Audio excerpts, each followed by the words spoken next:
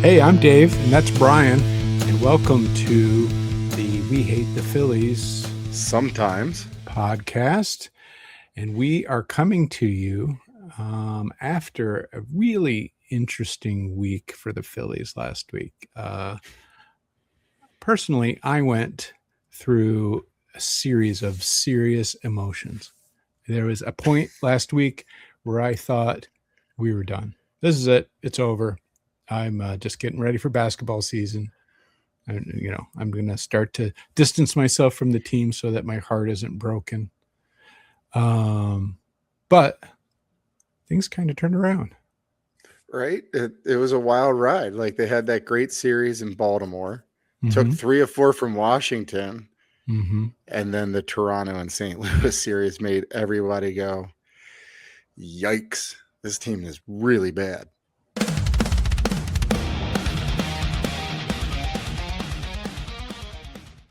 Hey, how's it going? How's it going? Good. So, yeah, let's talk about last week, man. Before we get into this too deep, we said 4-2 for the road trip. Yes. So, explain to me, Bryan, how we could actually go 4-2 and still spend most of that time being miserable about the prospects of this team getting into the playoffs. Oy. Well, for those that followed along, we had discussed last week how important the St. Louis series was to the wild card positioning. Right. And that series did not go as we thought it would, or maybe it did. We thought our 4-2 would be they would win both series, each lose day 2 of each series. That's what we kind of discussed. Yeah. St. Louis didn't go that way. We won the first one barely. Yeah. And then lost a tough one, 2-0, and then the third game they just kicked our ass. There's no other way to put it. That was awful. That was the game that broke me. Right, and that's because that was followed up with the Toronto series, which was just horrible. It just wasn't a good series. So now St. Louis takes us out. We're now out of the last wild card spot. We're tied for the last. And now we have to put Nola on the mound in the Field of Dreams game. Nothing's going well. Right. And then the baseball gods shine down on this man. And they said, you know what? For all the times you don't get run support and all the times you pitch well and this team leaves you stranded, we're going to give you the arm of a god. He strikes out 9. He gives up 1 run. It was vintage Nola. Right. And then the team started hitting. Yep. So to your point, I think when we left off last week, I think the point you made was, I think a change of scenery will do this team good. Yeah, and that goes back to our old point about how they need shakeups all the time. So I don't know. And they get to Minnesota, and in 3 games they put up 23 runs. Right. Yeah. No. And the only one that was close was the Sunday game. Where did that Sunday game end up at? 7-5. 7-5. Yeah. They went 7-1, 9-1, and then 7-5. Right. It was a great series. We got our 4-2, not the way we thought. I'm glad that we got it, because if they would have lost that Twin series, the Twitterverse would have been more on fire than it already was after the St. Louis series. Yeah, and I have a tendency to think, and I could be wrong, but I feel like there's some talent on Minnesota that's a little unnoticed by the baseball community. I think that they're better than they are on paper, if that makes sense. They are. They are. That somehow guys that don't seem that great at the surface come through at the right times and do the right things. Mistakes are minimal, and I just think I was more fearful of that. I really was going into the St. Louis series like, oh, this is pretty evenly matched, but I think we're better than they are. in a tougher division, in the toughest league and all that kind of stuff. So I did not see us falling apart against St. Louis, and it makes me worry because they should beat St. Louis and they should beat Minnesota. Toronto, I have no idea what's up with them. They're 1 out away from winning the World Series, and then all of a sudden they can't do anything right. So I don't know what that means, but I guess it was okay. I mean, at the end of the day, and now we have the greatest Philly of all time really coming through. I already have an appointment. I'm getting a Bohmer tattoo right across my chest. It's already planned out. Yeah.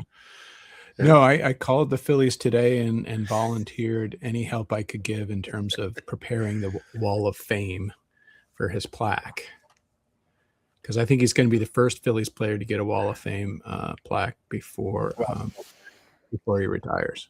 Yeah. Look, do we like Alec Bohm? No, we do not. Have we been upfront about that? Yes, we have. I don't remember saying anything bad about the guy. That's not how I. I forgot it was all me. However, on this show, we are not afraid to give people credit where credit is due. And Alec Bohm over the last 4 games? Yeah. He's just been a man on fire. I don't know what happened.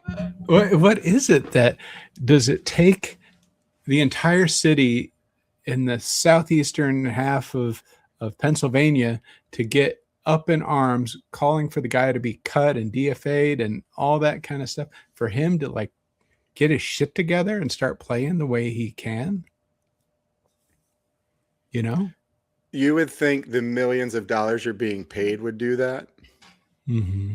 But I guess you become complacent and think all is right with the world until everyone starts bitching. Yeah, I don't get it. But yeah, we're ready to string him up, right? I even saw there were some people using hashtags that said "Bye Bye Bohmer." Terrible. How do you do something like that to this man? That's terrible. I don't get it at all. I don't know. Injustice. Yeah. But he is playing extremely good baseball, especially on the offensive side. But that's kind of the point. I mean, we made that last time we talked and say, okay, well, we don't really need Bohm, right? Mm-mm. From a defensive standpoint, we don't need him over at first base. He's not filling some sort of hole that we have in the defense. That's just somewhere to put him. We don't really have anywhere for him to go. Once Stott moves out of second base over to third. So I just don't think that I think he needed to display his value. I think he realized that Phillies got an upgrade when Stott moved over to third base. Yeah. And we can talk about that another time, but I think it's obvious that if he's not producing offensively, we don't have any use for him. No. I mean, I don't need him. I don't think, as you said, they don't need him. Mm-hmm. We talk Stott is very serviceable at third base, right. And his bat has been pretty good too lately. He has really started hitting the ball better, and it was right around the time Arraez got there. He started. Bohm said the same thing, though. Did you hear him yesterday? No, I missed that. Yeah, he basically said they're already picking up things from Arraez. How can you not? I know. And look, he had his mini slump, and that seems to be over. Mm-hmm. And this team, since he's come, yeah. Well, I mean, we're back a game up on the wild card, right? We're only 6.5 behind the Braves. Yep. We were 8.5 last week. Yeah. So I like our chances. I think we're going to the World Series, buddy. It's gonna happen. There it is. World Series or bust. We're back in. That's right. I think I told you last night we're never losing again. No, the night before. Well, I think we might lose tonight. I just have a feeling about it. I don't know why. Maybe because Grumpy Pants Wheeler, maybe he's still too worried about being shunned from the All-Star break or the All-Star game. I don't know. We should talk about Wheeler. Go ahead. Well, not why we're on the subject. He has not been sharp since the All-Star break. It's not that he's pitching poorly. He's just not himself, right? He's being human now, and we don't need him to be human. We need him to be himself. Right? No, I mean, to your point, his last 2 starts, he only went 5 innings in both, and he gave up 4 in both. And he walked 5 in that Toronto game. And both games, he only struck out 5 and 6 respectively. Yeah. And before that, he had that stupid rain delay in Baltimore where he only threw 2 innings and never came back. Right. And then since then, he hasn't been great. And he wasn't great before that Baltimore game. His 2 starts before then, he pitched 7 innings, gave up 2, which isn't bad, I guess. Mm-hmm. But then the very next start against Miami, 3 innings, got rocked for 5 in 3 innings. Somehow in those 3 innings managed to still strike out 6 while giving up 5 runs. I don't know how you do that, but he did it. I don't think that's the first time this season. I seem to remember because that remember being the loss to Pittsburgh? Yeah, when he threw like 10. He gave up 4 runs in 4 innings, but somehow struck out 10 guys. Yeah, I remember that. How do you do that? You're either giving up a home run or you're striking somebody out. It's the 2 choices. Right. And then after that Pittsburgh game, like he bounced right back, 7 innings strong, struck out 14, no runs. Yeah. And then it just, since that Baltimore game, after that rain delay, not good. Yeah. And here we were just a couple of weeks ago talking about, I think Wheeler could come back for another season. Absolutely. I don't know if it's possible. Yeah. I think he's running out of gas, man. And the thing that sucks about it, and it may have more to do with coming off of that injury and that surgery than it does his overall age. But you remember he started the season late, and it's just August, and he's already. I think he's lost some velocity, and I think that he's tiring early in games. Yeah, I mean, in May his ERA was at 1.67. Mm-hmm. Now he's just shy under 3. That's a big jump, especially for someone that has been consistent and as dominant as he has. Right. And to your point, he started late. His first few starts, he got beat up. Mm-hmm. But then from May 17th on, I mean, he's been rock solid.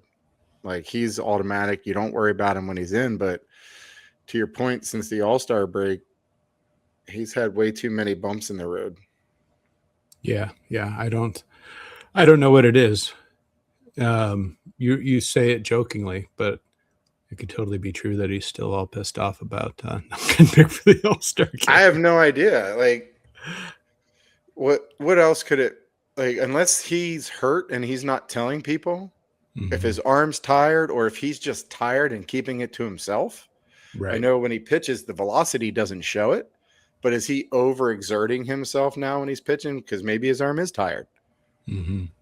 I don't know, but there's a lot of folks that will say you can go through a dead arm period in your season and still come back from it. Mm-hmm. So maybe that's what it is. Maybe we just need to give him some more time. Yeah. I mean, looks like we'll see. Looks like they've been in the top of the second for a while, though. I got top of the third now. Yeah, this screen's not refreshing. And here's the thing. Again, with him, I mean, it's typical Wheeler. I mean, he's not even through the 3rd inning yet. He's given up that one home run, but he's already struck out 4. Mm-hmm. Yeah. How many pitches has he thrown? There's really the bigger issue. His pitch counts are increasing. He's throwing way more pitches throughout a game than he normally has been first half of the season. He's already thrown 43 pitches In 3 innings, not in even 3 full. innings. Yeah. No, so you're well over 11 pitches an inning right now.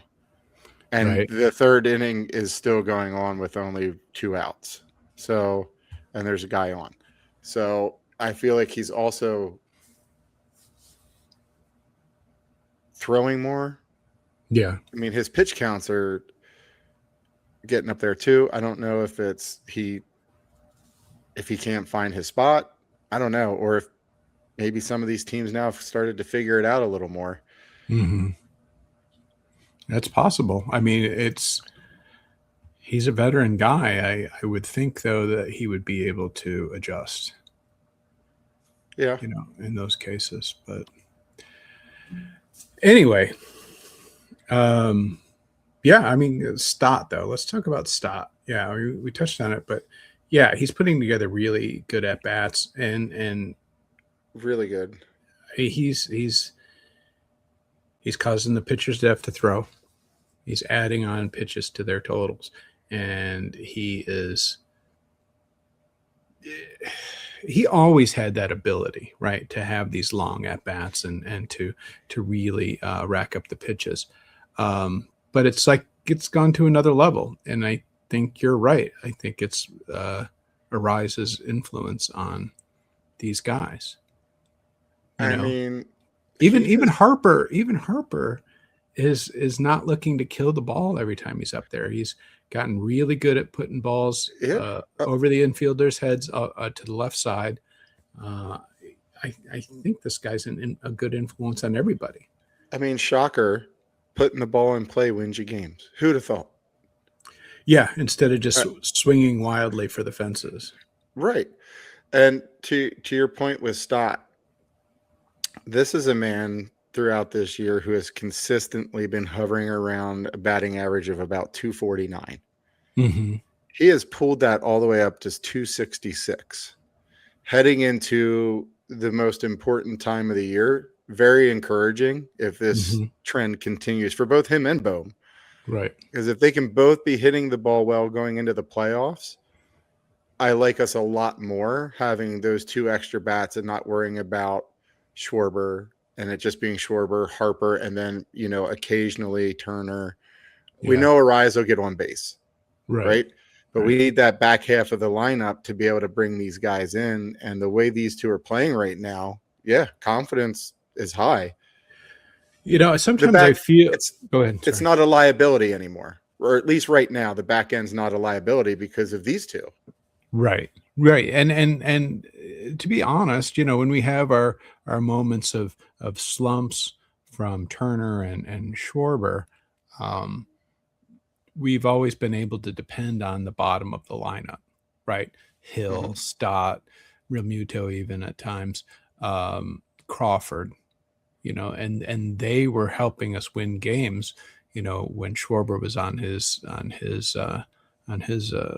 pause and home runs there for a while. So I think it's interesting you say that, because I think the approach has changed. I think they're okay with singles. I think Arraez is telling them, look, let's let Schwarber do his thing. Let's let Schwarber get up there and swing for the fences every single time. We don't care. That's what he does. He does best. He's not much of a hitter outside of that. So let him do his thing. But the rest of us, we can go with singles. We can move the ball. There's some small ball last night. I was just going to say, there's nothing wrong with small ball. You put the ball in the gaps, you get on base, you score runs. You move runners sometimes over. I think sometimes they make it way too complicated. It's just about putting the ball in play and getting your guy home. That's it. Everything else will take care of itself. Did you see that Marsh bunt last night? Holy cow. That was a great bunt. That's what I'm saying. If they just take a step back and just actually play baseball. Right. Don't worry about anything else. Just play baseball. get your hits. Everything else will take care of itself. And it's 4-game win streak coming into the night, and everybody's hitting. Mm-hmm. Mm-hmm. Yeah, that's what we've always complained about with the Phillies too. Either everybody's hitting or nobody's hitting. And it seems right now, maybe they figured it out to the point that everyone knows their job and they all know it's not to go up and hit home runs now. Leave that for Kyle. If you get one and you get a pitch, absolutely take it. If not, then you take your pitches, you get on base. I don't care if it's a walk or a single. I'll take a walk or a single all day. Right. Absolutely. I don't care. I'd rather you win the game than see, one exciting home run and then we end up losing by 2 runs because we left 6 on base or we left 7 stranded or whatever. By the way, I'm going to petition the league for a rule change. Okay. If you get really close to a triple play, like really close, they should just let you have it. Just give it to you. Did you see that last night? I'm not disagreeing with your ruling.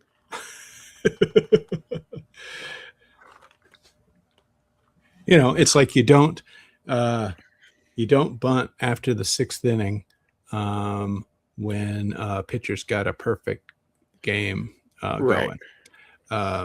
This is another unwritten rule. You get close on a triple play, we just give it to you. We look the other way. No challenges. Like no. I like it. Yeah, it wasn't like they did anything anyway after not getting it. Yeah, wow. And right now, just so you're aware, Mr. Wheeler is averaging 15 pitches an inning. Yeah, you can pitch 15 pitches an inning, but you need like 2 shutdown innings in there. Yeah, it's a little over that, but for this discussion, we'll just round it. We'll just say 15. That gives you 45. He threw 5 extra pitches. So he's at 50. So we're a tad over 15 an inning. Yeah. 16, if you will. That brings you to 48. So. Kyle struck out. What do you know? So let's talk about the corn game. What'd you think about that? Take the Phillies out of it. Like, what's just not to love? Right. 8,000 people sitting in a baseball field surrounded by corn, watching baseball the way it should be. No, what do you call it? Why I'm losing my mind. For the system for strikes and balls. Back to old school, balls and strikes. No pitch clock. Like, it was just. But there wasn't a pitch clock either. I knew I don't recall seeing one. Maybe there was, but I didn't recall seeing it, or maybe I was just so caught up in everything it really didn't matter to me. Yeah, well, even if there was, there wasn't an issue with it anyway. Which I just thought it was really well done. Just seeing all the old players walk out of the corn, and then the team. How can it not get you in the feels? I don't remember having all those Hall of Famers there in prior years. They didn't. I don't either. No, which was, I thought, really cool. Yeah, it was very cool. It's always a great event when they do it. And I thought it was fantastic this time. And then to have the Phillies in it and the way that they played. Right. know, Schwarber 2 home runs. Nola pitched his ass off. I mean, he doesn't get enough credit for that game because it could have went poorly. They jumped out early and then he gave up that one quick run right away. And it was kind of like all right, what are we going to see here? Are we going to give up now another 2 or 3? And he settled in. He looked confident. Like it was great to see. So overall, I thought it was just a great night. I thought the game was great. It's an event I look forward to every time they have it, regardless of who's playing, but it just made it that much better that not only were the Phillies in it, but they walked away with a fairly convincing win too. Oh yeah, no, it was a solid win for them. I tell you, when I was a kid and we first moved from Michigan to Florida, and Florida didn't have baseball teams back then. We had a really hard time. We couldn't watch the Tigers anymore because there wasn't like the packages and all that stuff like we have now. So we were watching WGN out of Chicago on cable. So we watched the Cubs, right? Yeah. This is Cubs mid to late 90s, right? Or 80s, excuse me. So seeing Andre Dawson and Lee Smith at the Field of Dreams game was just a treat. Like, Andre Dawson does not get enough attention. Like, he was a great player. He was a feared player in his heyday. You know, and Lee Smith was intimidating as shit as a closer, man. And it's just my foggy memory, but it seems looking back at like he pitched every day. Like every day he was out there for a save. It seemed like he was. So he was Brad Lidge before Brad Lidge was Brad Lidge. Yeah, he was one of those guys that give me the ball every day. Yeah, I can do it. And he would come in and it would be harrowing. You know, it would be like getting a couple guys on base and and then just like rearing back and just throwing heat, man. Nothing fancy.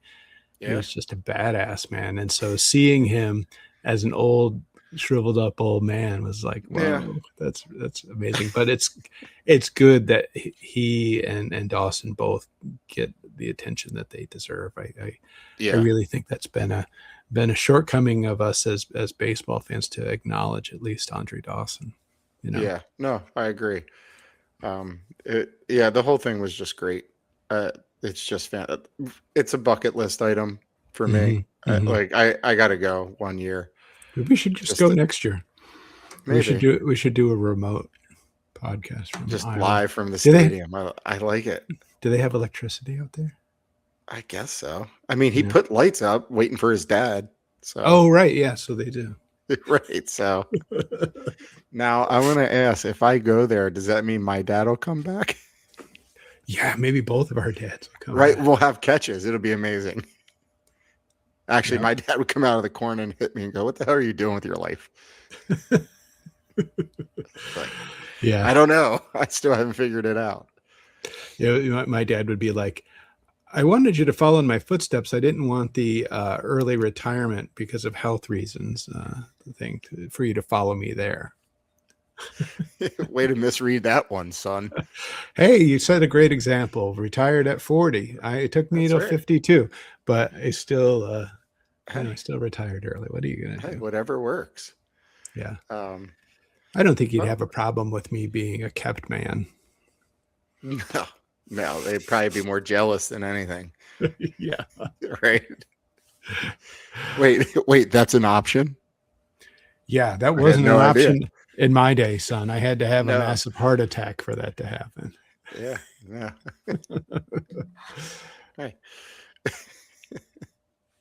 Oh, that's great. Well, so Arraez already has a hit tonight, I see. And now he's up again. He's up to bat. Yeah, he's up again. So was there 2 outs, 1 on? Yeah, he's 5 pitches in and it's 3-2. Oh no, he struck out swinging. I'll tell you what, I can't believe they picked that guy out. Worst pickup ever. He struck out 1 time in a row. What was it when we first got him? It was like, how many games was it before he had a swinging strike? I don't know. It was ridiculous. It was like 4 or 5 games before he even had a strikeout. No, I mean, swinging at a pitch and not making contact. It took 4 games. Yeah, even that's ridiculous. Yeah. I don't know. He's impressive, and hopefully they extend him. I don't know. Things are so weird, though. You have to admit, what are we going to do? What are we doing? Are we having a season next year? And what do you do to sign? Do you sign people now and you negotiate the contract? I don't think they're going to have a season. Well, if they don't, though, and you sign somebody for 1 year, you just lose them. Right. So they'd have to extend him at least a couple of years. And they should. I don't know why they would get rid of him. Yeah, I mean, I know that teams don't like to have the guy that's just doing the singles and contact hitting and not blasting out home runs every 5 seconds. But functionally speaking, this is a good fit for the Phillies. A little bit. They would be extremely naive to get rid of this player just because he doesn't bring the flashiness of getting the ball out of the park. And then you leave him. He's still here. Like, the guy gets on base. You put Stott at leadoff, Schwarber second, Harper third, Arraez fourth. I don't think you should move Arraez out of the cleanup spot. Fourth spot. No, not at all. You can't put Trey Turner there. No. You can't put Remuto there. You can't put Bomer there 90%. Well, you can, but if you put Bohm there, you have to constantly have somebody standing behind him telling him how bad he sucks. And then maybe he'll just hit more consistently. I think that the Philly fans need to be made aware. I think we've been trying. Yeah, I mean, like at home, like, dude, don't fuck up. You know, just be waiting for him as he pulls up to the stadium. Hey, you going to be a jackass today? You're going to get some hits. What are we doing? What Bohm showed up today? Pouty pissy Bohm, or someone's going to actually produce for us? What do you got? You know, this is all because of the girlfriend. It's all her fault. I'm telling you, she's a succubus. He should have just stayed roommates with Stott and Marsh, and the three of them could just be bros and just play baseball. Yeah. We should figure out, all these people on YouTube do these movie and music reactions and stuff. You've seen those, right? Yeah. We should figure out how to do one so we can watch baseball movies. Just do a baseball movie and react to it. Yeah. I mean, we've seen all of them, but yeah, pretty much. It might be fun. Have you seen Pride of the Yankees with Gary Cooper? I don't believe I have. Dude, Gary Cooper plays Lou Gehrig, and Babe Ruth plays himself. He's in the movie playing himself. Babe fucking Ruth, man. That's awesome. It's like, I remember being a kid going, boy, that guy looks like Babe Ruth a lot. It's a really good job casting. Like, they just did an amazing job with makeup and everything. Yeah. Look at those prosthetics. You would thought he was really there. He looks like an old rummy from Boston, doesn't he? Oh, wait, no, that is the rummy from Boston. That is him. Son of a bitch. Yeah, it's shocking. And I'd have to watch it again. It's been years since I've seen it, but I remember him doing a credible job. I'm sure. Yeah. I mean, he had the big personality, so yeah, it's only natural he was in a movie or on TV. Right. Because right now, okay, who on the Phillies right now? So if we made a movie about the 2026 Phillies and them winning the World Series, which guys on the team could play themselves convincingly? 100% Marsh. That's exactly what I was going to say. 100%. Like, he's like the clear above and beyond choice. Right. Like, he would just, I don't think he has an off switch. Like, he's just who he is. Like, that's what you're getting. Right. So I think he would do extremely well. Like, he wouldn't be bad at playing himself. It would just be natural and he would just do it. The other person I could see, really only one other, because I think the rest of them would all suck at it. Just because of his personality, I think Sosa. I think Amundo could go out there and just do it because he's always just all smiles. Yeah. I think he could just go out and have fun with it and do it. I think everybody else would be too rigid, stiff, and think they're screwing up and try to be a different version of themselves so they look good on TV. Those two, I think they'd run out there and be like, yep, we got this. Let's do it. Yeah, totally. Yeah, I don't see anybody on the pitching staff being any good at it. Maybe Duran. Maybe Duran. Yeah, because he doesn't say anything. He doesn't talk anyway, so they just play his music and he runs out. So he could nail that. Yeah, totally. The rest of them, no, I think it would be really bad. We should go down the lineup and pick and cast it. figure out who would play them. That sounds like a great segment for next week. You have to think who about will play who will play each character. Yeah. Or what actor would play each baseball player. Right. Yeah, I think it would. That's just because I don't like him. I'm casting Joe Pesci for Bohm. You don't like Joe Pesci? I do, but I don't like Bohm, so I'm giving him a small little Italian guy. They can't move. They can't move and can't hit. You see, well, but in stature, he is the opposite of Bohm. He is. Oh, that was a quick inning for Wheeler. It was. But yes, I think next week we should do a quick segment and we should each come prepared with a list of actors that would play each person in a movie. Right. I think including the coaching staff. Well, yeah, because we could have a lot of fun with Don Mattingly. But just Caleb, Don, and Kevin Long. I don't know. There you go. The coaches. Well, Kevin Long, we might as well just cast a Homer Simpson, right? Like, just can't do anything right. Can't hit a baseball. Gives poor instructions. So yeah, it might be like Adam Sandler could probably do that, right? You could play a sad sack. That'd be great. I'd watch it. I think we need to do this and then pitch it. Somebody will pick it up. I think we should try to cast as many comedic actors as possible. Oh, well, yeah, absolutely. Anyone with a Philly tie. Mm-hmm. There's several that come to mind that have ties to Philly, that love Phillies, actors and comedians. So I think this could be fun. Yeah, we got to figure out how to get Tina Fey in there. Ball girl. Oh, that's degrading. She's so smart. It's not degrading. Ball girls at Citizens Bank are amazing. Of course they are, but Tina is kind of an intellectual type. Well, we'll just cut her hair and she can play Mattingly. Oh, she totally could. She could nail that. She could nail that.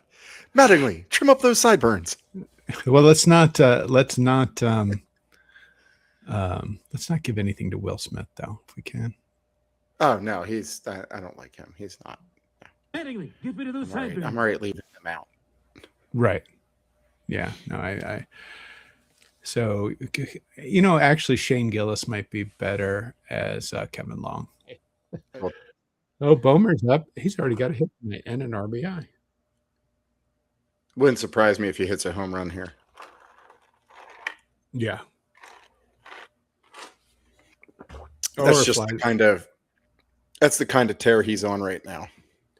Or he just hits the ball to the shortstop. Oh, okay. Well, that's disappointing. Oh, no, I'm sorry. The second baseman. Xavier Edwards. Either way. Disappointing again, Bohm. Yeah, no. Hold on. Let me get the banner back up there.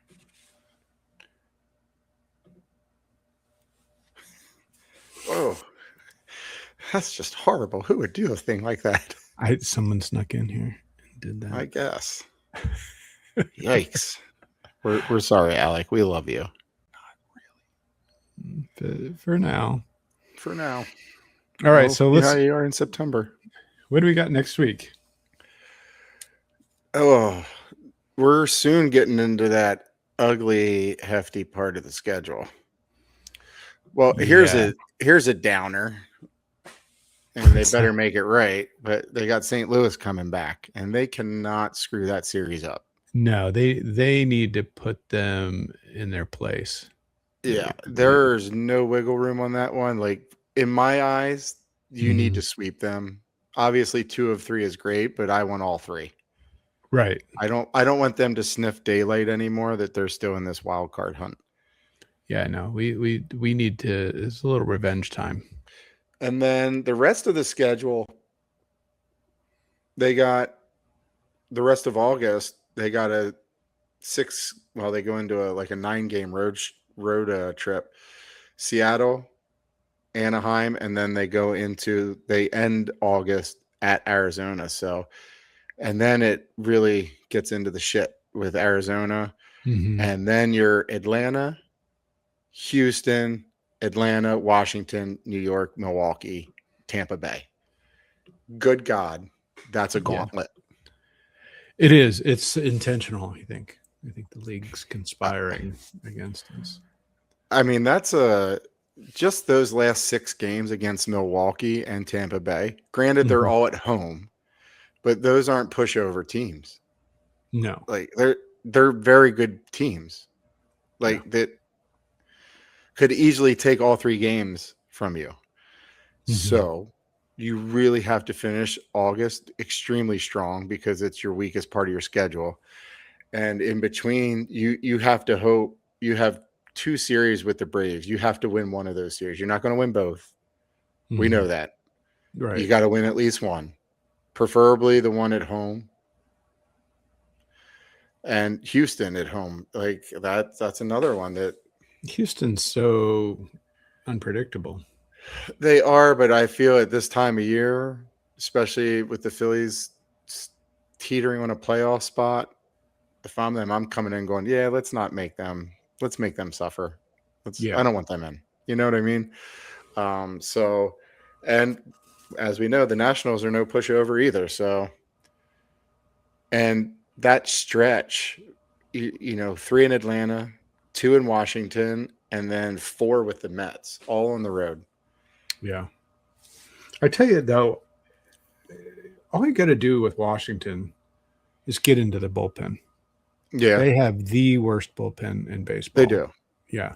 And we just need Arraez and Stott to just have some big, long at-bats, chase their starters, and, let's just get to that bullpen and then have a field day. Yeah. In theory, that sounds great. Well, if they just would listen to me, everything would be fine. Well, I mean, the whole world would be better if they just listened to you. This is what I've been saying for a long time. I know, but now we're getting it out onto a public platform, so maybe people will listen. Maybe. Maybe. Yeah. So we need to finish the month strong because September is going to be tough. And all right. So in your mind, in Dave's mind, okay. Yeah. Not counting this Miami series, we hope that we pull this one out tonight. Even if we lose tomorrow, we take the series, or vice versa. Lose tonight, win tomorrow. We need this series. What do you see then their final record in August, knowing they got, after not counting this series, we'll start with St. Louis. They got 3 with St. Louis, 3 with Seattle, and 3 with Anaheim, with the Angels, or Los Angeles Angels, whatever they are anymore.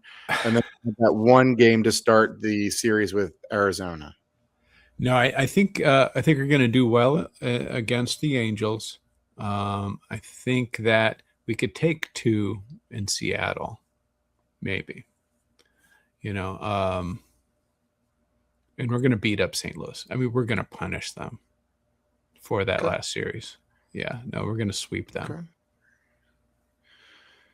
So out of those 10 games, 7 are on the road.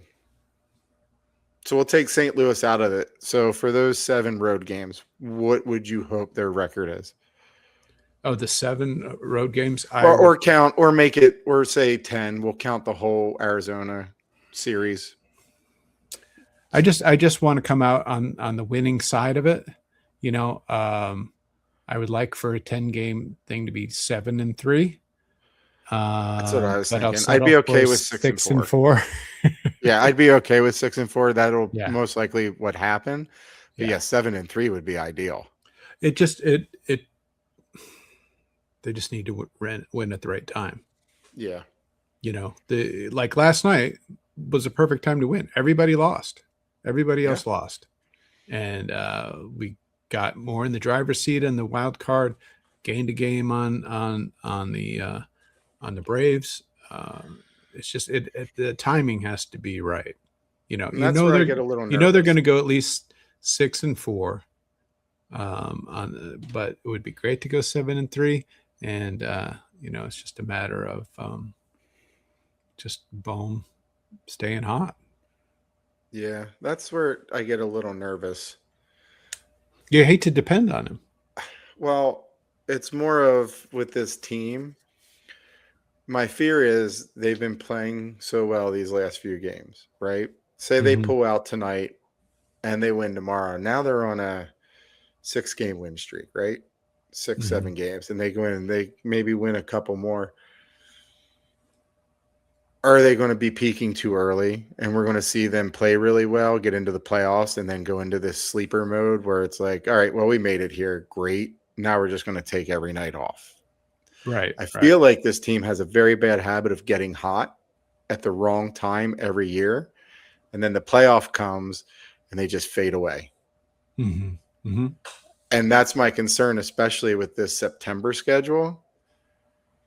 That if they get out of August and they're playing really well and this September schedule humbles them and they squeak in mentally, I think they'll lose in the first round.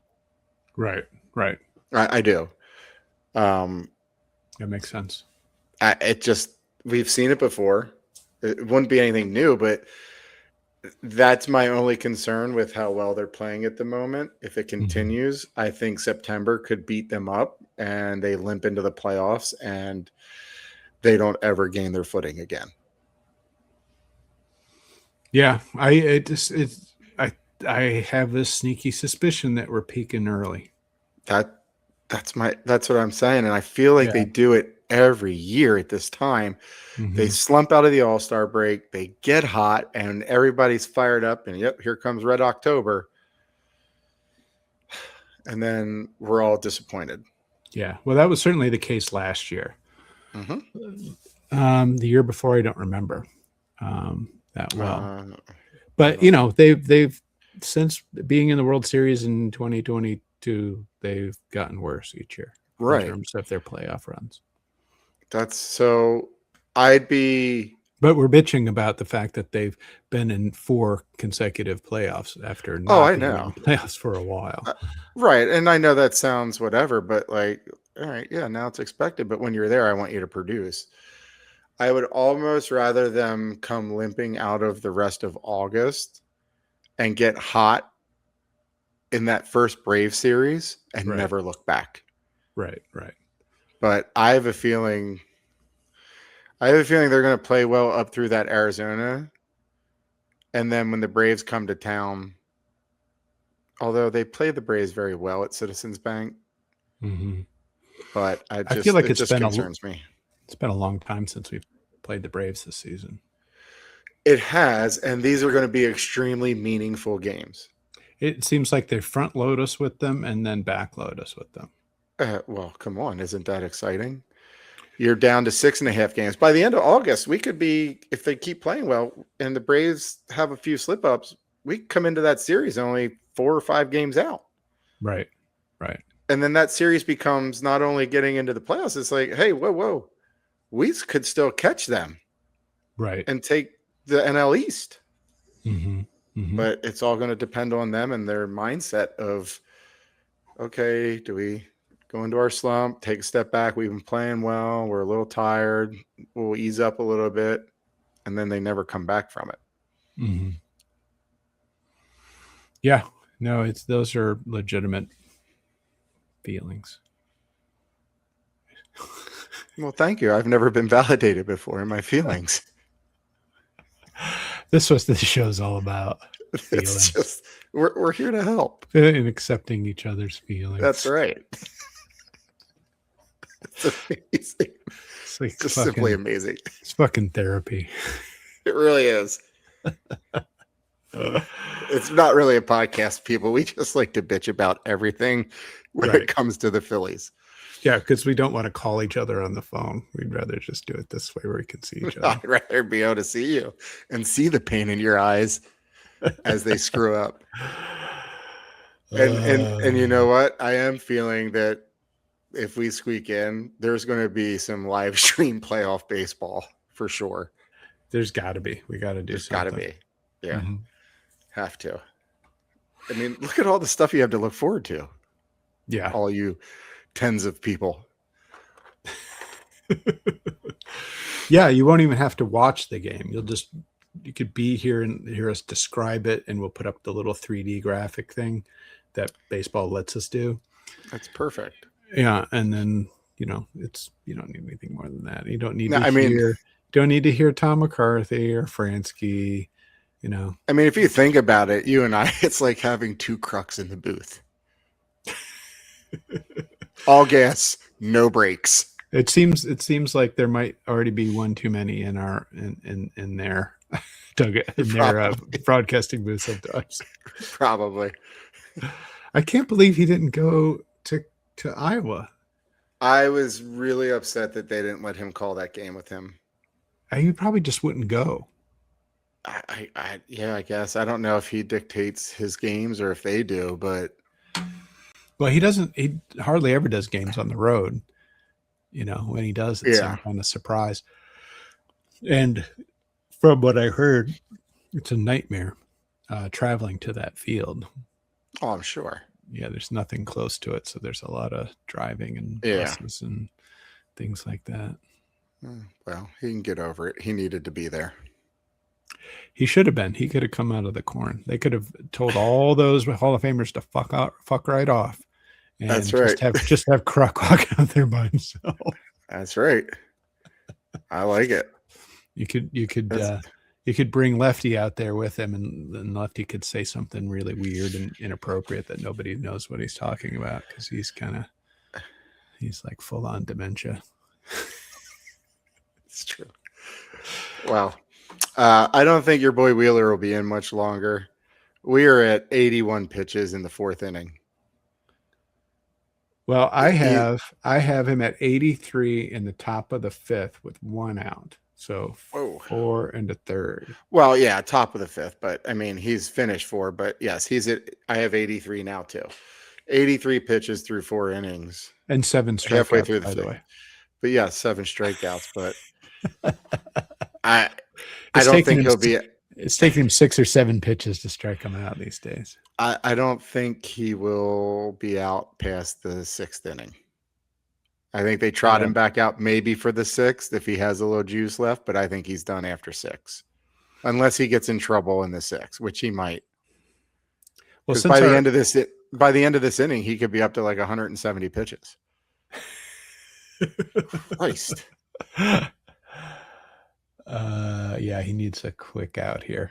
He actually got it. He's got 2 outs. Yeah, I know. I'm talking about against this Navarreto. I don't know this guy, the catcher. Navarreto. Fancy. Right. Okay, well, so how do you feel about the Phillies right now, Bryan? Right now, I'm a fan. They're playing good baseball. Like, they're actually playing good baseball and not like, hey, we're just winning games. They're actually playing good baseball.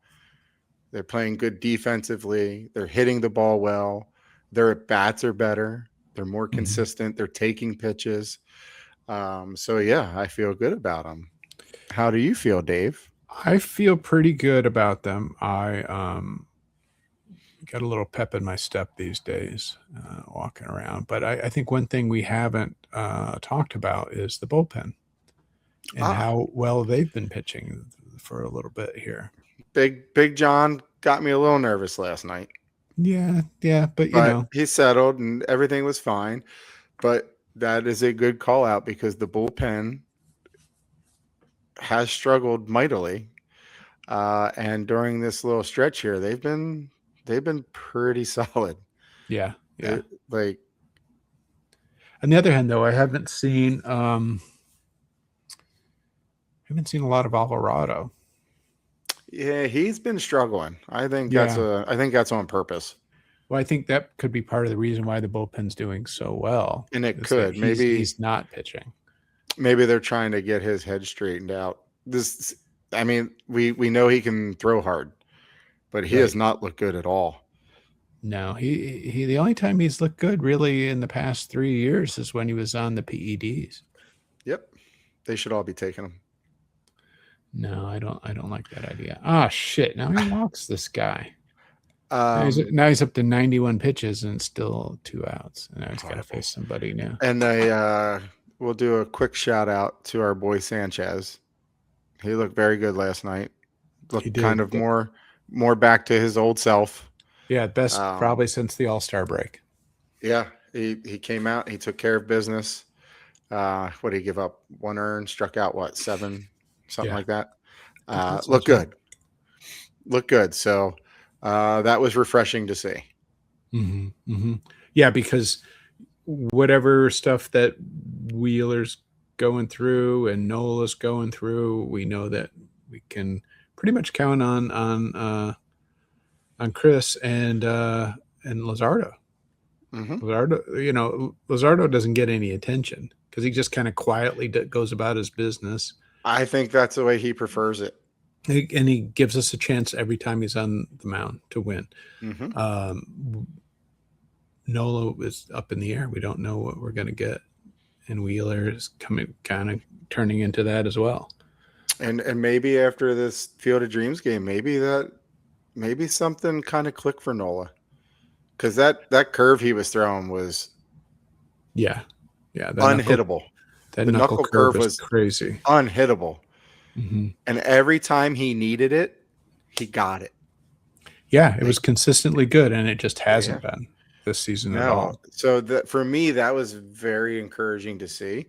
Maybe that carries over for him the rest of the season, because if he could throw that pitch that consistently more, nobody's hitting that thing. And it fools everybody. Right. Yeah, they can't lay off of it. No. I mean, for 90% of its trip down the lane, it looks like it's a straight. I'd swing too.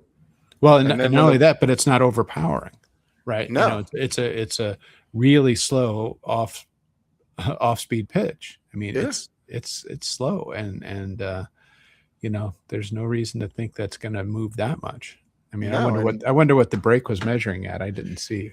I didn't either, but it's fun to watch these guys rear up, and as they're ready to swing, man, the bottom just falls out and there's no ball.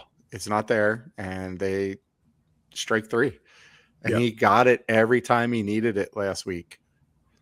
Yeah. So, and the game before that too. He was pretty good, but nothing like it was in Iowa. I think we might have to move the franchise to Iowa. I told you about that post I saw. Somebody said to the Phillies, "Hey, how much corn can you cram in the outfield the next time Nola pitches?" They're like, just remove the bleachers in the outfield and stack it with corn. Just line it up. Wheeler's not going to make it through this 5th inning. That's what I was afraid of. He just walked 2 batters in a row, and he's at 96 pitches. Caleb's already been out there once to see him. Yeah, he's done. It's crazy. So now who are you bringing in? It's early, man. It's very early. This is the problem with this. What's the guy? I can't ever remember the guy's name from New York that we picked up. What's his name? Yeah. Let's see. I forget. Rayleigh. Yes. So probably him. All right. So we got first and second. 2 outs. Him being out this fast, we're going to have to see Shugart at some point, and that scares me. All right, I'll throw my phone. I'll just when we're done here, I'll just wait for your text about Shugart. Yeah. When he comes in the game, I'll just wait for your text. I look forward to it.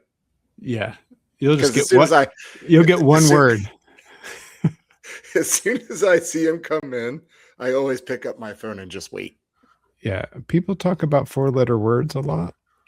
I'm going to give you a 12-letter one when he comes in. I can't wait. All right, brother. All right. Well, this has been fun. All right, man. See ya. Go Phils. Go Phils. Later, brother.